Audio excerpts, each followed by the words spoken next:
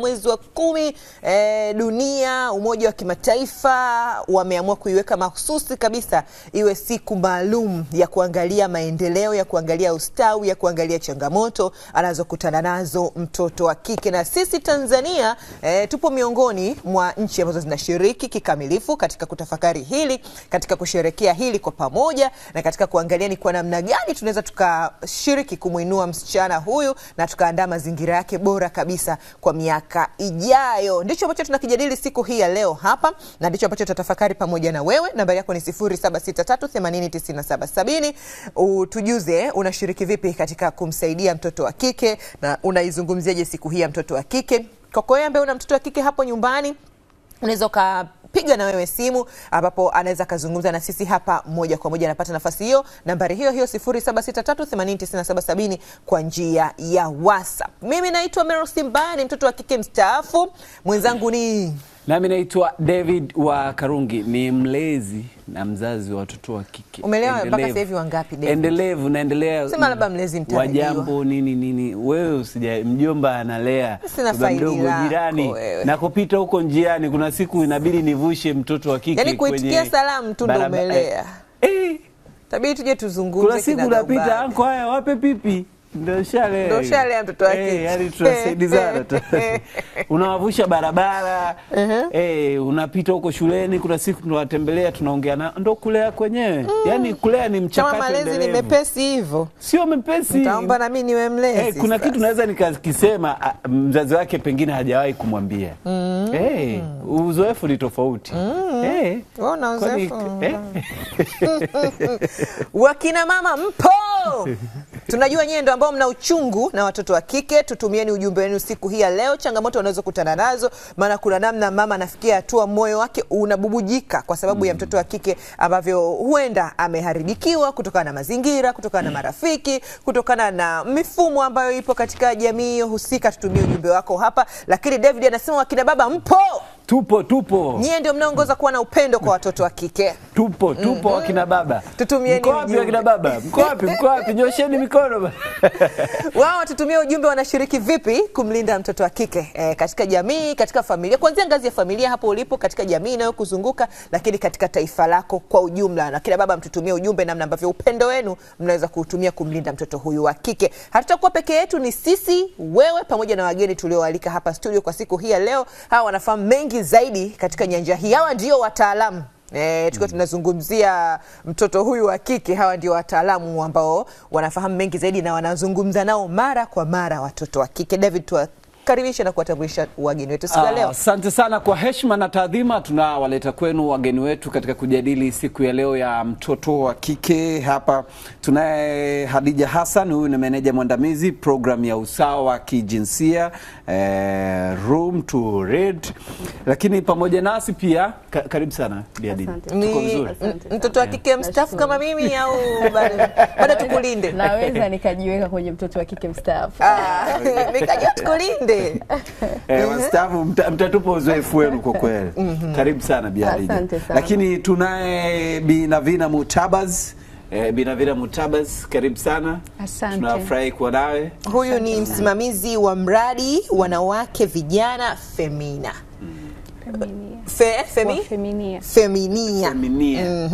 Feminia. Na wewe umeshastaafu au tukulinde? Nimestaafu kidogo. Basi tukulinde. Naweza kuwa mfano kwa watoto wa kike wadogo zangu. Huyu tumlinde. Tushampata kumlinda hapa studio. Na leo tunaketi hapa kitako kutafakari namna ambavyo dunia ama jamii kwa ujumla tunavyoweza kufanya kuhakikisha mustakabali na ustawi mzuri wa mtoto wa kike unakuwa hauna mashaka, ili kesho yao ikazidi kuwa nzuri, njema na ya kupendeza. Hii ni Hello Weekend, na hapa tayari tunao wageni wetu kama tulivyowatambulisha. Na uzuri kuhusiana na huu wimbo, kumbe ni project yenu Msichana Initiative. Tuambie kidogo kuhusiana na huu wimbo.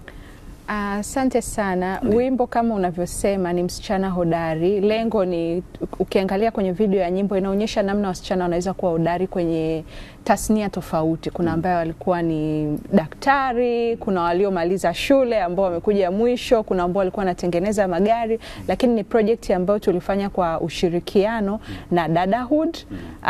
Ni mdau ambaye tumekuwa tukishirikiana naye pia kwenye kazi nyinginezo, lakini pia production ya wimbo ilichukua, unaweza ukasikia ilichukua sauti, lakini waliokuwa wanafanya vitendo ni wasichana wenyewe, wasanii mbalimbali kama vile Fina na Marisa, na ni wasanii ambao pia wanaelewa kazi zetu, na Frida Amani wanaelewa kazi zetu, lakini pia wao tunawaweka kwenye kundi la wanawake vijana, young women, na wameshawahi kushiriki na kwenye kazi nyingine za Msichana Initiative naamini na wadau wengine. Kwa hiyo tumeonyesha kwa pamoja namna mtoto wa kike kwenye umri tofauti tofauti anaweza kuwa hodari. Na nimependa pale mwishoni kwamba wamemaliza wakiwa wamegraduate. Kwa hiyo purukushani zote ambazo mtoto wa kike anapitia, akipambana, akifanikiwa, joho anavaa. Na hii mesi kuna falsafa fulani wanawake wamekuwa wakiasa, wanawake ambao wanapambania harakati za mabinti, kwamba avae magauni manne. Avae la gauni la primary lile, I-team, secondary I-team, advance I-team, na chuo I-team, na gauni lingine wakasema ikipendeza kwa sababu hayo ni masuala ya riziki, pia avae shela, gauni la harusi. Kwani nimeamini unawakilisha upendo wa wanaume. Hadi umekumbuka idadi ya magauni muhimu. Kweli nimeamini unakumbuka upendo. Sawa, asanteni kwa ambao tayari wameshaanza kutuma ujumbe wenu. Tunashukuru sana na tuendelee kutuma. Wanawake jamani, msituangushe, nyinyi mna uchungu na wanaume wana upendo. Tukianza na tuangalie nyundo yetu ianze kwa nani hapa David? Hapa sasa ngoja tuanze na Bi Hadija hapa. Bi Hadija, utuambie kutoka Room to Read. Kwanza unaizungumziaje hii siku? Okay. Mimi kutoka Room to Read ninaizungumzia hii siku kwa ukubwa na kwa upana wake, kwa sababu tunafahamu ni siku ambayo imewekwa maalum kwa kuweza kusherehekea watoto wa kike. Tunatambua kwamba kuna changamoto mbalimbali ambazo wamekuwa wanapambana nazo, lakini mwisho wa siku wanaweza kutoboa.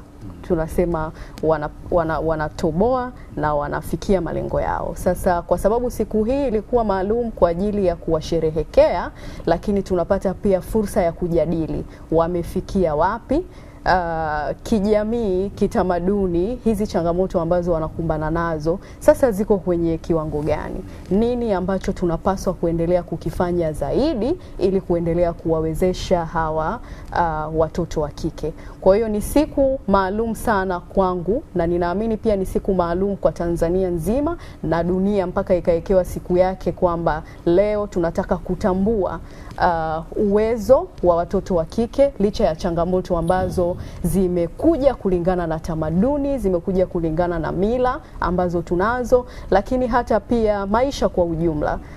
Vipato tulivyo navyo vinaweza vikasababisha pia changamoto kwa watoto hawa, lakini shughuli tunazozifanya sasa hivi tunaona kuna changamoto kubwa sana ya mabadiliko ya tabia nchi.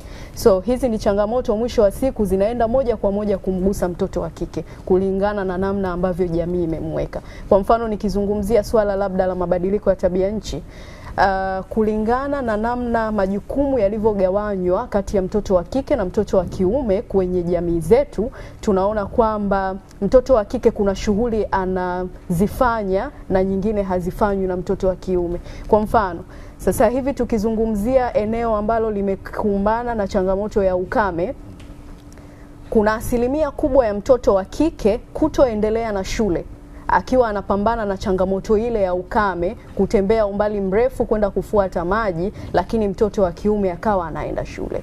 Sasa siku kama hii inatuleta pamoja kuweza kujadili, kuweza kuleta uelewa wa jinsia zote mbili, kuona umuhimu wa kushirikiana kutatua changamoto mbalimbali zinazotuzunguka na kuhakikisha kwamba tunakuwa na jamii yenye usawa na fursa sawa kwa kila mtoto wa kike na wa kiume. Asante Bi Khadija. Kabla tujaenda kwa Navina Mutabazi, pia angalau kwa sababu tumetaja room to read, mtu anaweza kaa naisikia kwa mara ya kwanza au amewahi kuisikia lakini hajapata. Mnafanya kazi gani au mnafanyaje kazi, na room to read ni nani, ni wakina nani hao? Asante. Room to Read ni shirika la kimataifa lisilo la kiserikali, na kazi zake kubwa linatazama kwenye kuhakikisha tunajenga stadi za usomaji pamoja na tabia ya usomaji kwa watoto waliopo darasa la kwanza na la pili. Lakini hatujaishia hapo. Tunahakikisha kwamba tunaleta usawa wa kijinsia kwenye sekta ya elimu. Ni shirika ambalo limejikita katika kuhakikisha tunaleta elimu bora kwa watoto, na tunaamini kwamba mabadiliko ya dunia yanaanza na mtoto ambaye ameelimika. Sasa kwenye kipengele hichi cha pili cha usawa wa kijinsia, tunafanya kazi kwa kupitia mradi wetu mama wa elimu kwa mtoto wa kike. Kikubwa tunachotaka kukiona ni kumsaidia mtoto wa kike kuweza kumaliza elimu yake ya sekondari, na sio kumaliza tu elimu ya sekondari, lakini pia kuweza kujenga stadi ambazo zitamwezesha kupambana na changamoto mbalimbali kwenye jamii yake. Kwa hiyo tunatoa elimu ya stadi za maisha kwa mabinti hawa, na hatujaishia kutoa elimu ya stadi za maisha, tumeenda mpaka mbali. Tunawapa role models au tunawapa washauri. Kuna changamoto wanakumbana nazo na hawajui waende wapi kwenda kuzizungumza. Kwa hiyo ukimpatia yule mshauri, ni rahisi kuweza kumfuatilia kwenye masomo yake, lakini pia vile kuweza kumsaidia kutatua hizo changamoto. Tutarejea hapo kuangalia kinagobaga juu ya kazi ambazo mnazifanya. Msichana Initiative, kwanza mkumbushe mtazamaji mnafanya nini na mtuambie tafsiri yenu kwa siku hii ni ipi? Asante. Msichana Initiative sisi ni shirika lisilo la kiserikali hapa nchini, limeanzishwa na mwanasheria Mtanzania, mwanzilishi wetu ni Rebecca Gyumi, na linaendelezwa na vijana kama sisi na wengineo. Kazi yetu kubwa sisi ni kutetea haki za mtoto wa kike. Tunatetea haki za mtoto wa kike kumwepusha na mila kandamizi, lakini pia kumwepusha na changamoto kama vile ndoa za utotoni, mimba za utotoni na mengineyo. Tunatumia miundo tofauti ya kufanya hii kazi. Kwanza, tuna eneo letu la kwanza la kumpa kipaumbele mtoto wa kike mwenyewe, aelewe sera zake, aelewe fursa zake na changamoto anazopitia. Lakini pia tunafanya kazi na jamii kama vile wazazi, viongozi wa dini na serikali na wadau wengineo. Na mwisho, tunatetea sheria sisi wenyewe pamoja na wadau na wasichana. Moja ya kazi kubwa ambayo tumekuwa tukiifanya ni kutetea mabadiliko ya ile sheria ya ndoa, kuhakikisha kwamba binti angalau umri uende miaka 18, sio miaka iliyopo sasa hivi ambayo ni 13 na 15. Kwa ufupi ni hapo. Kwa siku yetu hii ya leo, siku hii ni maalum kama alivyosema mwenzangu, kwetu sisi na kwa taifa kwa ujumla. Kwetu sana tunaangazia kauli mbiu ambayo tunaenda nayo kitaifa, ambayo inasema mimi ni msichana, kinara wa mabadiliko kwa Tanzania tuitakayo ya 2050. Kwa hiyo kwetu sisi kwa mwaka huu tunaweza tukasema siku hii hasa tunaona wasichana wakielewa vipaumbele vya nchi, wakielezea changamoto zao na wakitaka mabadiliko kuendana na ile dira yetu ya nchi. Na mwisho kabisa kwa mwaka huu sisi tunaangalia pia maeneo mengineyo kama ya science na teknolojia. Ni kwa vipi msichana anaweza kuwa hodari zaidi kwenye hayo maeneo na akazifuatia hizo fursa. Kwa hiyo tuna eneo la ubunifu kwa mwaka huu. Niishie hapo, asante. Asante sana. Sawa. Tunavyozungumza kizazi hiki na sasa hivi tunazungumzia kwamba ni kipindi cha kidigitali na teknolojia. Na kama umetoka kuzungumza hapo umegusia hilo swala, na tunaangalia miaka dira yetu ya 2050. Kabla tujifikie dira ya 2050, tuangalie kwanza mazingira ambayo mtoto wa kike anayo sasa. Zamani ilikuwa bado ipo, ilikuwa mtoto wa kike akiwa anaenda kuchota maji ndio anaharibikiwa njiani, anakamatwa, bado ipo. Lakini sasa hivi eneo la hatari tuseme limeongezeka. Swala zima la digitali, swala zima la utandawazi, swala zima la huyu binti anakuwa hatuwezi kumfungia siwe na simu, hatuwezi kumfungia siwe na internet access, kwa sababu dunia ijayo hataweza kuingia kwenye ushindani. Lakini anaathirika vipi sasa na hii teknolojia na digitali iliyopo sasa kwa ujumla, mtoto wa kike huyu wa Kitanzania? Tukirejea kwako Khadija. Asante. Changamoto ziko nyingi lakini tukiangalia hii changamoto inayohusiana na swala zima la kidijitali huwa inatokana na kutojitambua, kwa sababu mwisho wa siku tunaamini kwamba hakuna kitu ambacho hakina hasara lakini pia hakina faida. Kwa hiyo vitu hivyo japo vina hasara na faida, bado tunahitaji kuvitumia na kuweza kuchukua zile faida zake na kuepukana na hasara.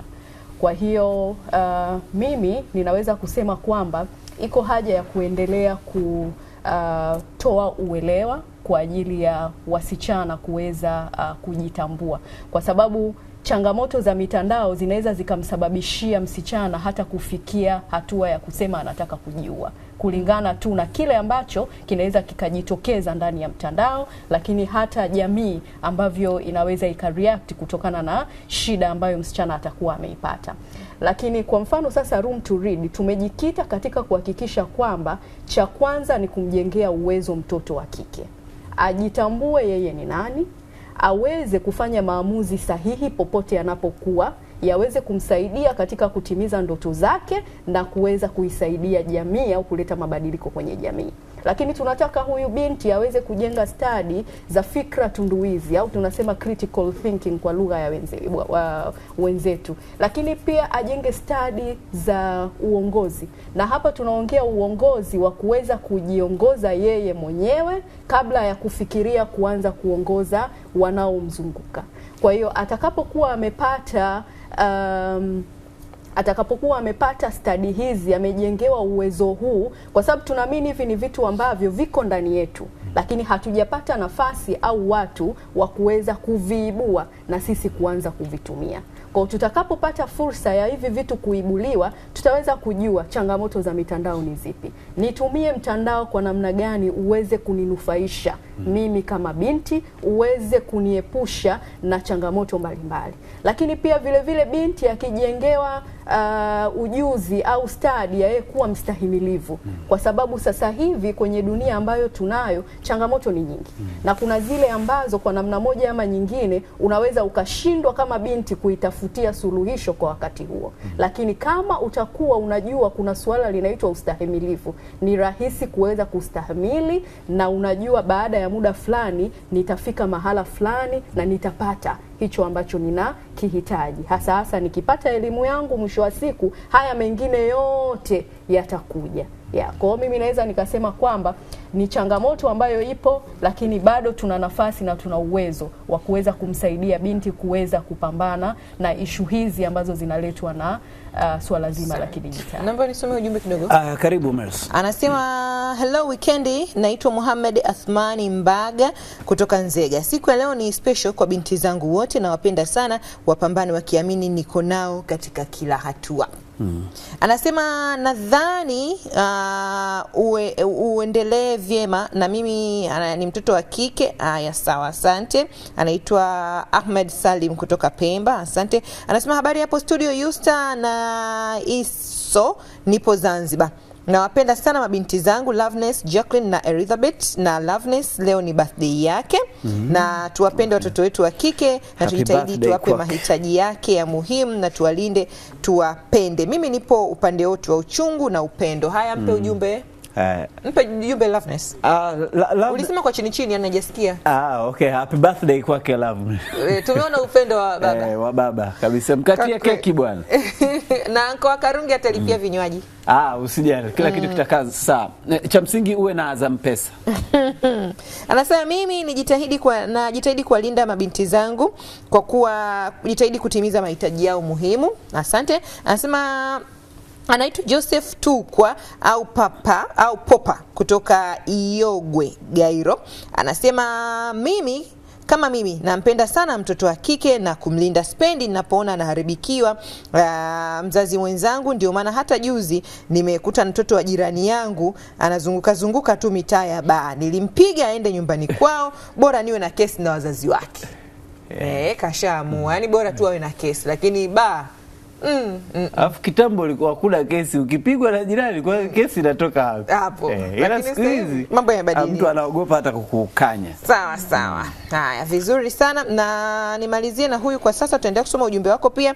Anasema habari za asubuhi. Anasema ni wajibu wetu kuwalinda watoto wa kike, kwani watoto wa kike ni mdogo kwetu, dada zetu, wadogo zetu na mama zetu. Ni lazima kwa pamoja tuhakikishe tunawalinda, japo hajasema anaitwa nani, lakini tunashukuru. Wewe utakayekuwa unaangalia marudio saa 4 usiku usije ukatoka nje, kwani ni asubuhi. Hapana, kipindi chetu ni asubuhi na saa 4 usiku ni marudio. Ndio. Kwa upande wako Mutabaz, tunafahamu ninyi Msichana Initiative mnafika hadi vijijini huko na nini, mnaona maisha katika picha halisi na halisia. Ipi tathmini yenu mkiangalia hali ya watoto wa kike hasa katika kukua, malezi na makuzi na maisha yao kwa ujumla, fursa ya elimu na kila kitu? Tukiangalia mtoto wa kike wa kijijini, wa mjini, lakini kuna mtoto wa kike ambaye anatokea familia duni na hao wanaotokea familia za kati na za kipato cha juu. Mchanganuo wenu ukoje hapo? Asante. Mimi naweza tu nikaanza kwa kukubali ya kwamba juhudi zimefanyika. Juhudi zimefanyika kwa kiasi chake kutoka kwa serikali pamoja na wadau kujaribu kufikia mtoto wa kike maeneo mbalimbali. Lakini pamoja na kwamba na kubaliana na upande huo, lakini siwezi kukaa kimya kusema bado watoto wa kike ambao wanatoka mikoa ya pembezoni au maeneo ya vijijini wanapitia changamoto. Kwa mfano, moja ya changamoto kubwa ambayo sisi tuligundua ni watoto wa kike kutembea umbali mrefu wanapoenda kuitafuta elimu, yani kwenda shuleni. Kwa hiyo tulipogundua changamoto hiyo, tukaamua kuanzisha moja ya programu yetu ambayo inaitwa One Girl One Bike, ambayo tunatoa angalau basi tusaidie kupunguza ule umbali mrefu. Tunampatia mtoto wa kike baiskeli, lakini pia kumlinda. Akitembea umbali mrefu yuko kwenye mazingira hatarishi ya kupitia vitendo vya kikatili kama ubakaji, upigwaji, unyang'anyi na mengineyo. Lakini kwa ujumla tu ile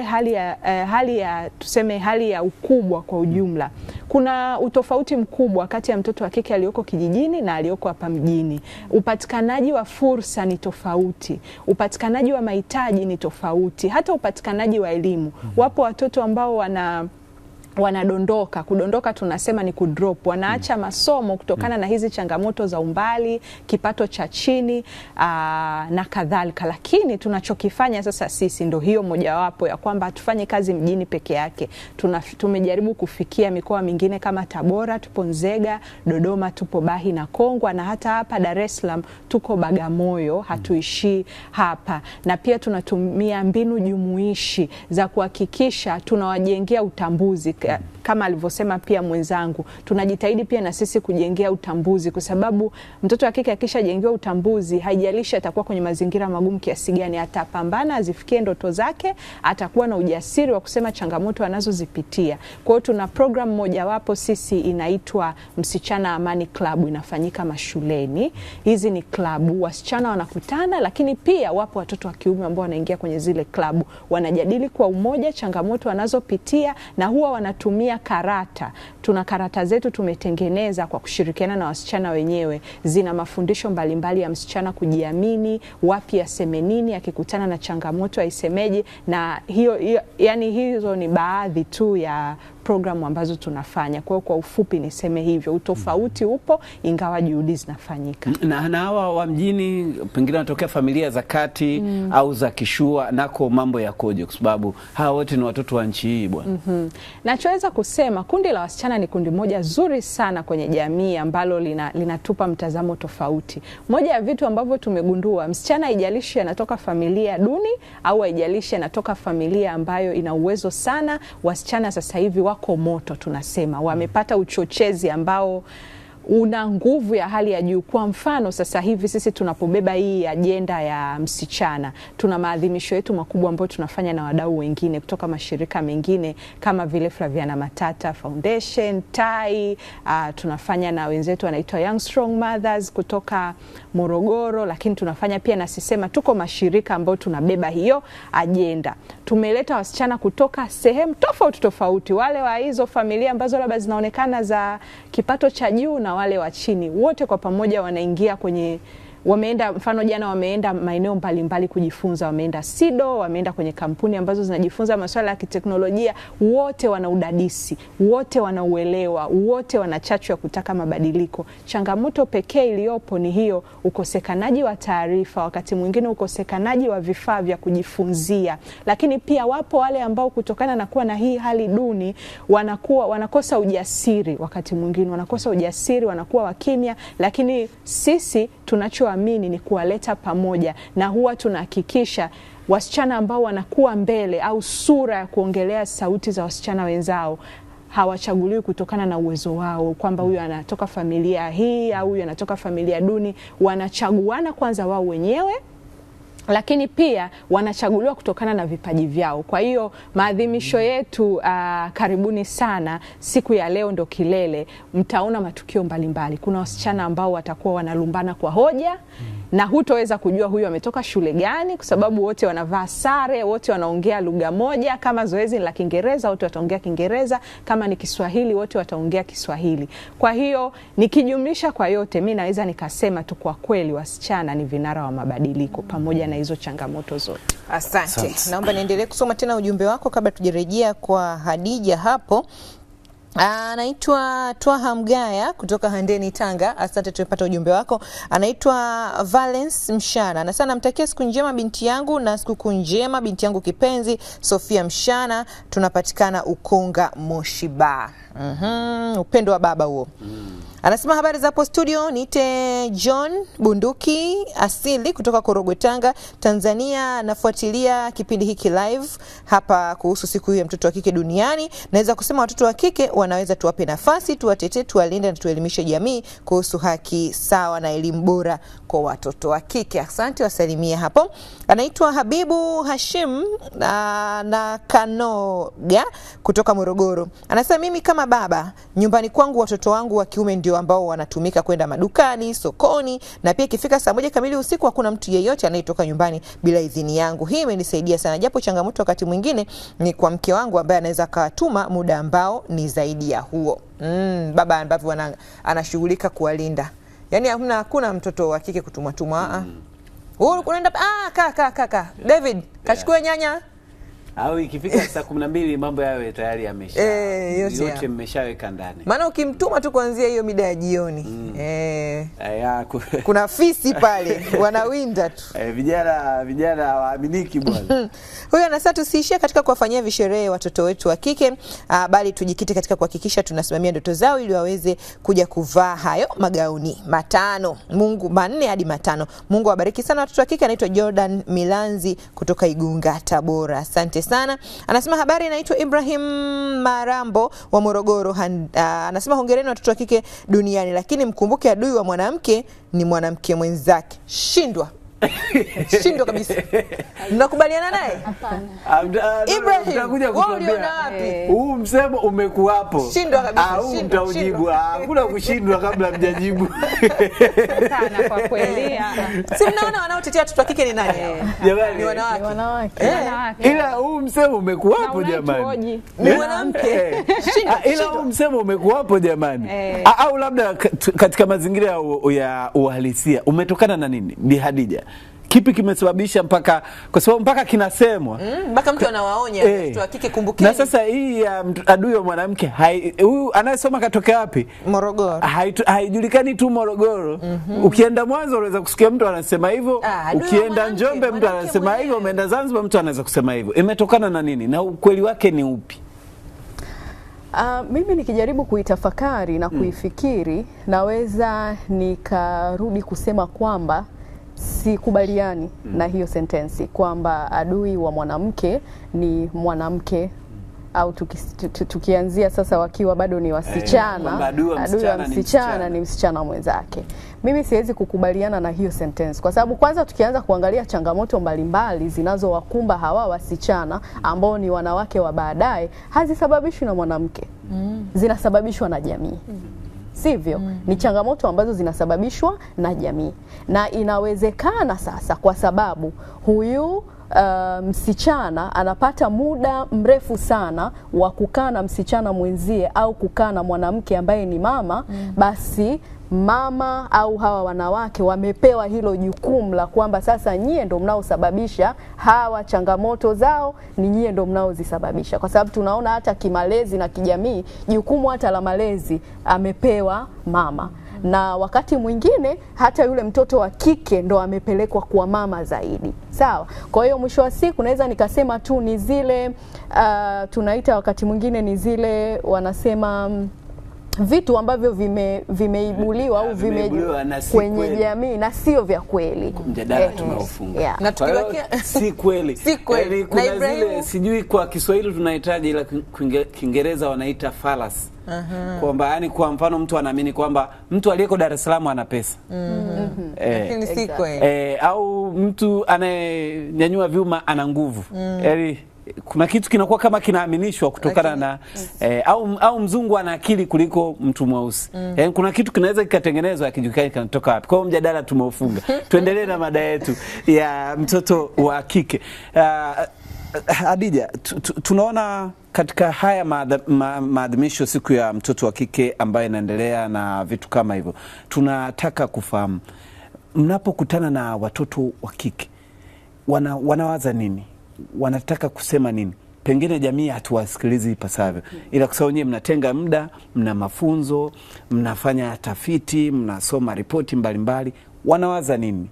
Wanataka kusema nini? Na wanaitazamaje dunia na nchi yao pengine?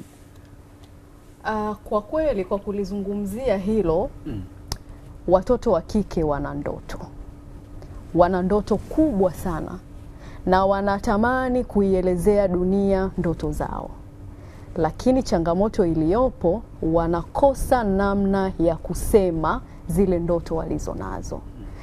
Licha ya kuwa na ndoto walizonazo, pia watoto wa kike wanakumbana na changamoto nyingi sana kwenye maeneo ambayo wanatoka, lakini pia vile vile hakuna mifumo mizuri ya wao kuweza kueleza zile changamoto zao.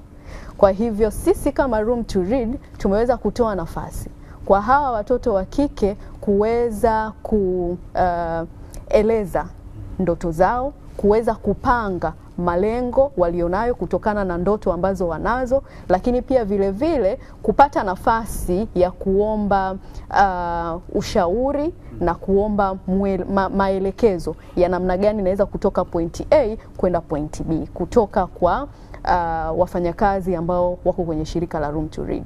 Lakini hatujaishia hapo. Tunaamini kwenye uwezo wa watoto wa kike baina yao, na kwa kuamini hilo, hawa watoto pia wanapata fursa ya kukaa wao wenyewe kwa wenyewe na kuweza kujadili mambo mbalimbali ambayo wanatamani kuyaona yakiwa yanatokea kwao wao binafsi, lakini na kwenye jamii zao pia. Na kwa kuweza kuendeleza hilo, kuna kitabu hichi hapa ambacho tumeweza kukiandika shirika la Room to Read, kinaitwa Wasichana Waleta Mabadiliko. Na leo tukiwa tunasherehekea siku ya mtoto wa kike duniani, kitabu hichi kitazinduliwa rasmi. Na ili kuhakikisha kwamba kinapatikana, basi kwa kila mtoto kitakuwa kinapatikana kwenye maktaba mtandao ya Room to Read, ambapo ukienda kwenye mtandao ukaandika www.literacycloud.org utaweza kupata kitabu hichi cha Wasichana Waleta Mabadiliko. Humu ndani kuna hadithi mbalimbali za wasichana ambao wao wamenufaika kupata fursa ya kuelezea au kujengewa stadi zitakazoweza kusema na kufanya yale ambao wanayatamani. Kwa hiyo wameandika stori zao, wameelezea walikuwaje kabla ya kujengewa uwezo, lakini baada ya kujengewa uwezo wamekuaje, mabadiliko gani wameyapata binafsi, na ni nini ambacho wameweza kuchangia kwenye jamii. Wamefanya mambo makubwa sana kwenye jamii zao na kuweza kuleta mabadiliko. Lakini kitabu hichi pia kinaenda sambamba na video. Tuna video 6 za Wasichana Waleta Mabadiliko, na video hizi pia soon zitaanza kupatikana, na tunakaribisha wadau mbalimbali waweze pia kutumia video hizo kuweza kuendelea kuonyesha watoto wa kike kwamba kila kitu kinawezekana. Sisi tunatokea Tanzania, wengi tuko kwenye wale watu wa vipato vya chini ambapo unaweza ukakata tamaa kabisa na ukaona maisha hayawezekani. Lakini kwa kupitia hadithi hizi za kwenye vitabu na pamoja na kwenye video utaweza kuona kwamba kumbe kila kitu kinawezekana. Uwe unatembea umbali mrefu kwenda shule, wapo ambao wamefanya hivyo na wamefanikiwa. Uwe unakosa mlo, unapata mlo mmoja au unakosa kabisa kula chochote ukiwa unaenda shule mpaka unarudi, lakini bado wamefanikiwa.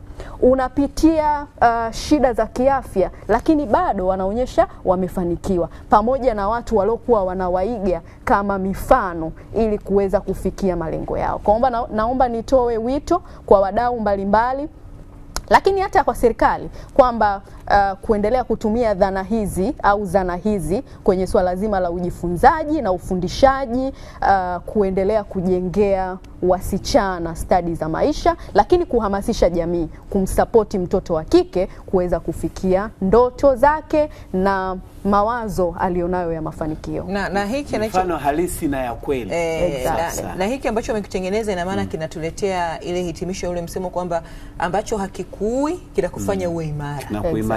Kwa sababu kwa yote aliyozungumza anasema wamepitia hilo lakini hawakufeli. Wamepitia, ina maana kama hakitakuua kitakufanya uwe imara. Na Messi ametukumbusha, kuna engineer mmoja tumewahi kumhoji katika kipindi chetu cha Hello Weekend.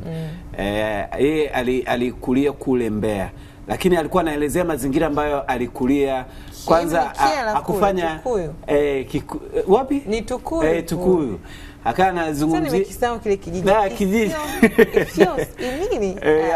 Alikuwa anaelezea namna ambavyo yani hakupata wasaa wa kuhitimu hizi mahafali.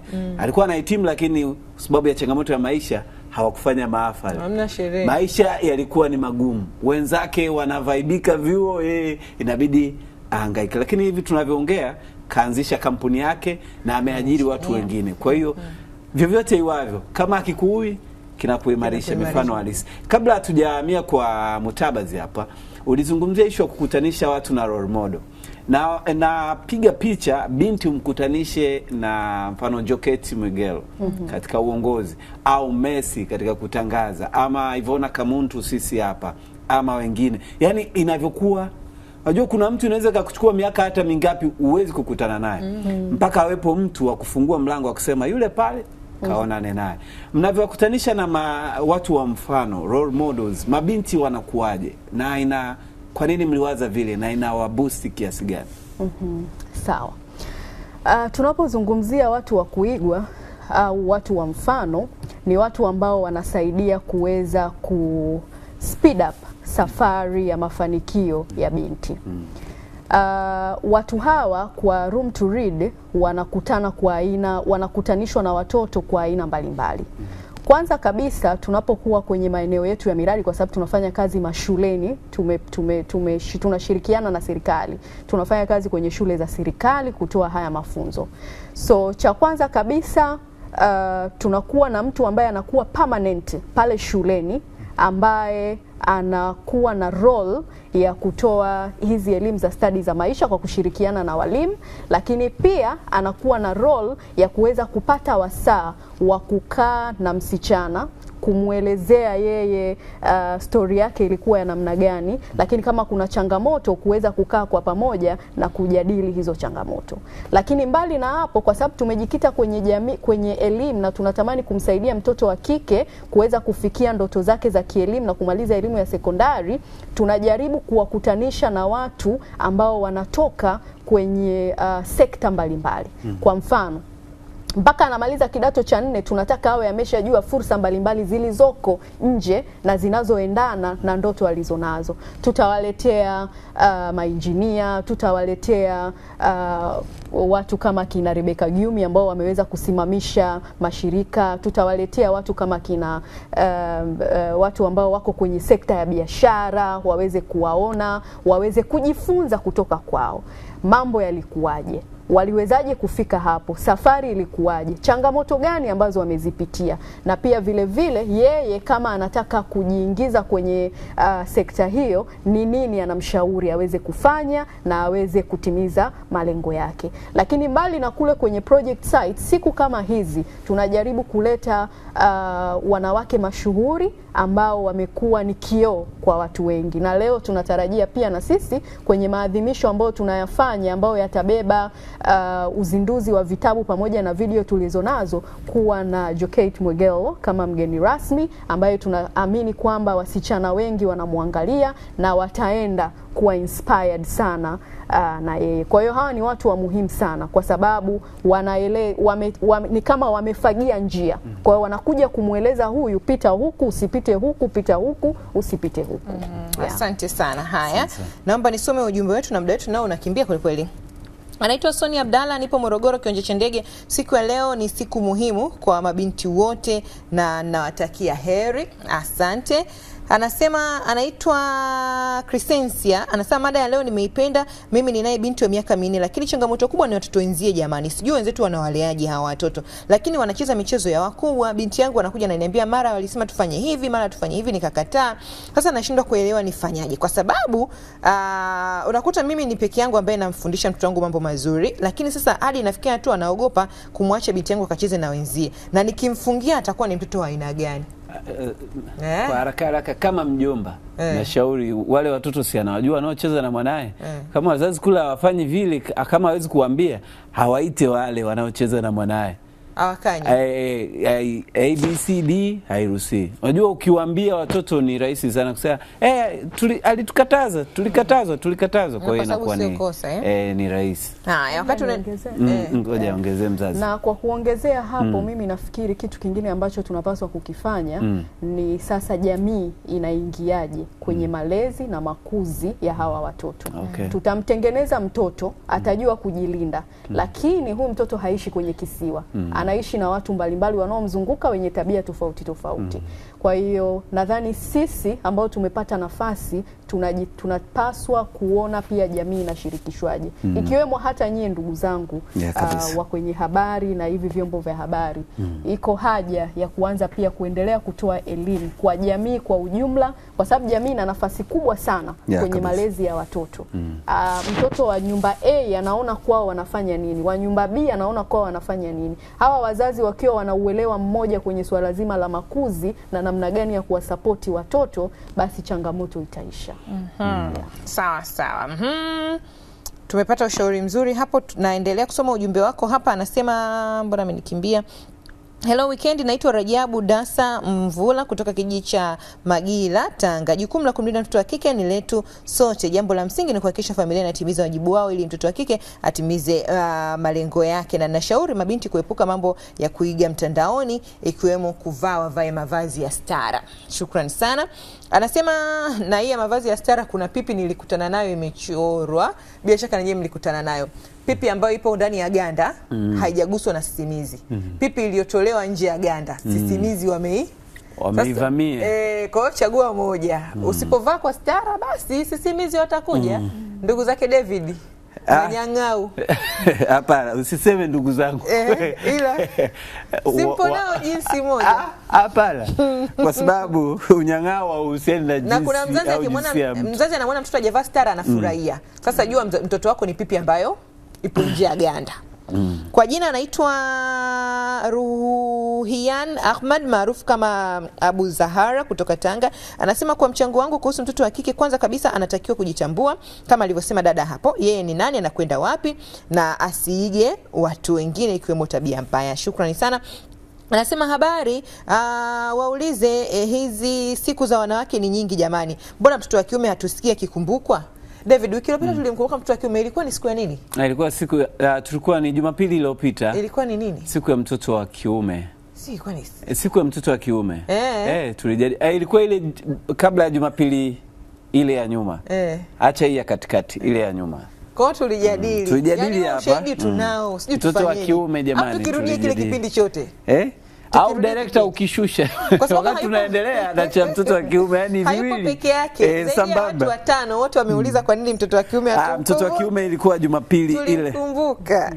Anasema hapo UTV mpo vizuri. Naitwa Alphonse kutokea Nkinga Tabora, na wathamini watoto wa kike, najivunia watoto wa kike na wanaheshimiana, wapo vizuri kabisa, asante. Hello weekend, naitwa Bakari Masuri kutoka Tanga, na ni kweli kabisa watoto wa kike kulindwa na kutunzwa kwa ustawi bora wa familia, nchi pamoja na dunia. Musa Daudi kutoka Mpeta Kigoma, sasa kulinda watoto wa kike ni wajibu wa kila mzazi. Naitwa hili jina nisaidie kusoma, linaitwa nisije nikakosea bure. Orgenes, una uhakika? Hata tusio. Anaitwa Orgenes kutoka Singida. Jina lako jamani ni zuri lakini ni gumu. Majina sasa hivi mnawapa watoto jamani, mtatutesa wa ndugu watangazaji. Mtu anampa mtoto jina la formula x square. Sijali. Haya, sawa. Ujumbe wake Organis anasema mtoto wa kike apewe mahitaji stahiki ili kumweka sehemu salama. Huyu anasema anaitwa Mama Samira, anamtakia binti yake heri ya siku ya mtoto wa kike duniani. Asanteni kwa yote ambao mmetuma ujumbe wenu, muda wetu unatupa mkono, sijui kama nitapata nafasi tena. Lakini ndio hivyo, inabidi tuendelee kuhitimisha sasa na wageni wetu hapa studio David. Yes, studio turudi kwa Mutabazi. Mimi nakurejesha katika kauli mbiu yetu ya mwaka huu. Naona inasema mimi nasoma kama ilivyoandikwa. Mimi ni msichana kinara wa mabadiliko Tanzania tuitakayo 2050.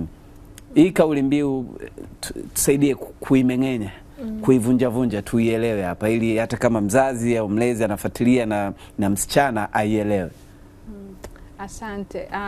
Tukianza eneo la kwanza au kauli ya kwanza ambayo inasema mimi ni msichana kinara wa mabadiliko.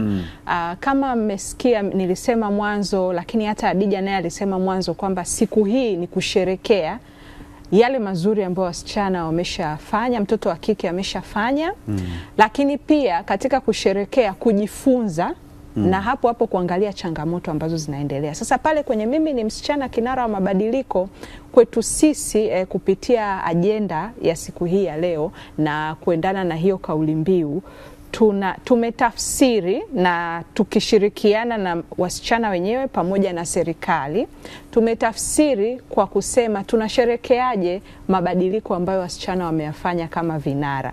Kwa sisi tulichokifanya, tulianza maadhimisho yetu siku ya jana. Siku ya jana wasichana walichagua maeneo ya mabadiliko ambayo wanataka wajifunze wanapoendelea kwenye ndoto zao.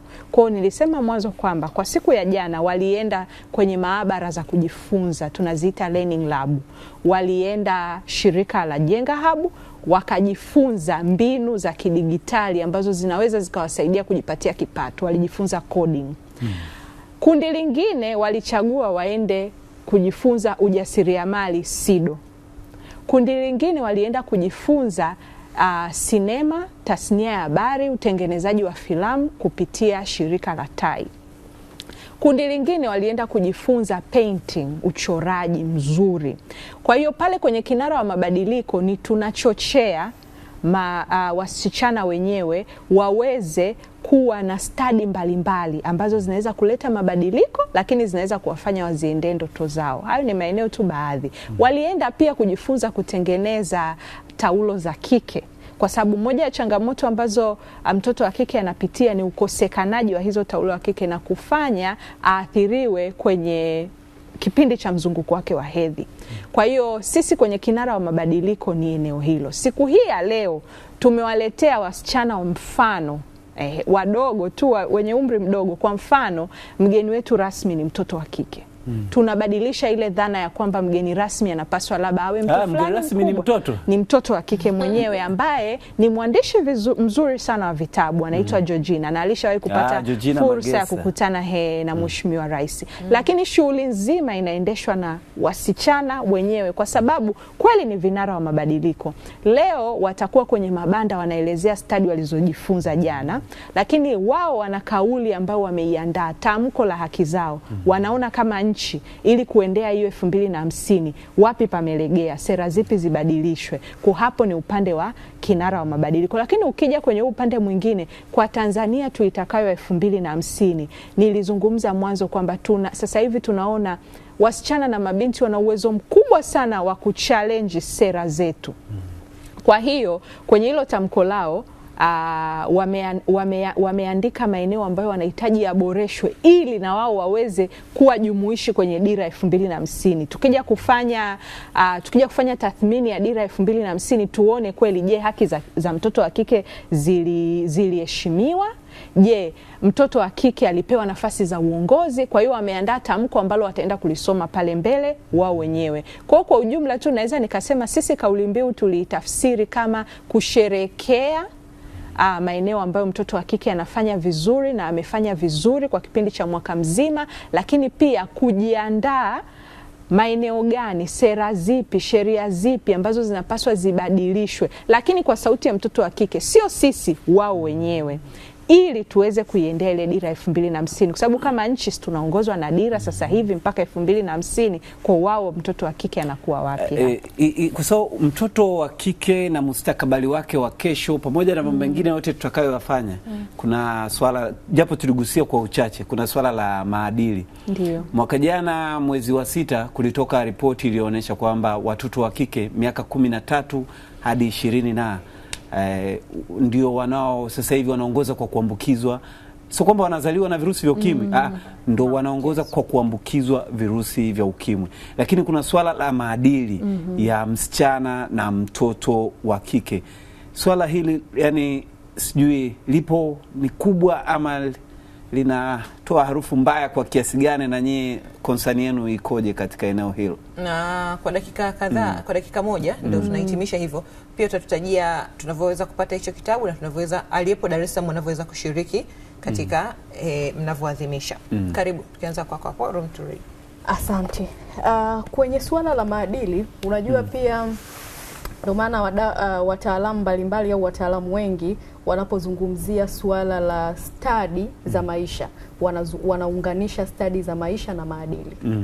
Pale ambapo unakuwa unamjenga binti yeye kutambua uwezo wake, hizi changamoto za maadili zinashuka sana. Ni kweli sasa hivi kuna wimbi la changamoto kubwa ya upande wa maadili. Kama tulivyosema awali, mambo yamekuwa mengi, teknolojia imekuwa kubwa. Zamani hivi vitu vilikuwa vinaonekana viko chini kwa sababu teknolojia ilikuwa haipo kubwa. Lakini sasa hivi teknolojia imekuja juu, tunaona shida nyingi sana zinajitokeza. Na shida hizi tunarudi pale pale,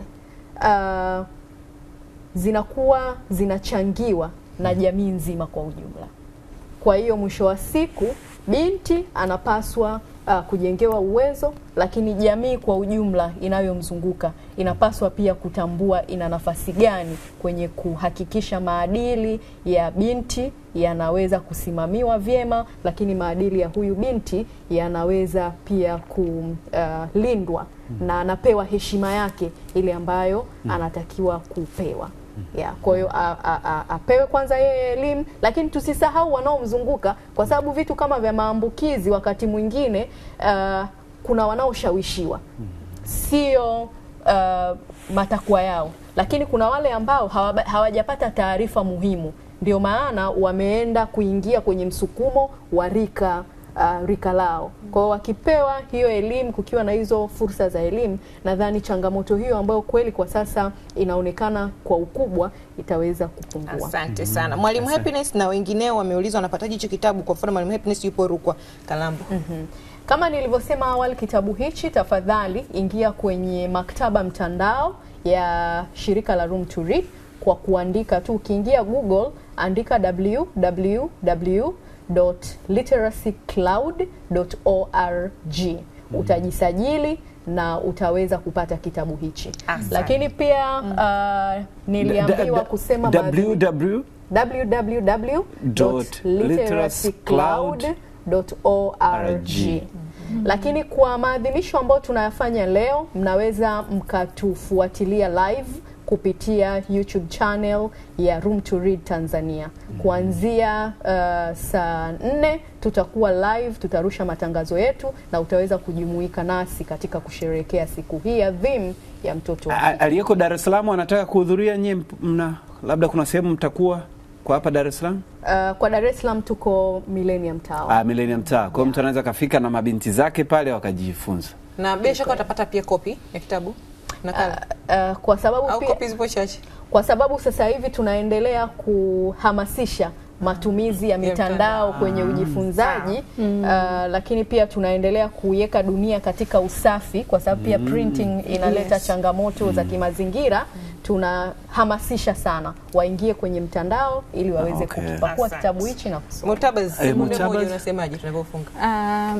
Mimi nipende kuwashukuru, lakini nizidi tu kuhimiza jamii kwamba jukumu la kumfanya mtoto wa kike awe kinara, aweze kulindwa na aweze kuzifikia haki zake haziko mkononi peke yake, jamii nzima. Na jamii tunaanza na wazazi, viongozi wa dini, watu maarufu, waandishi wa habari au sekta ya habari kwa ujumla, viongozi wa dini na sisi mashirika kwa ujumla.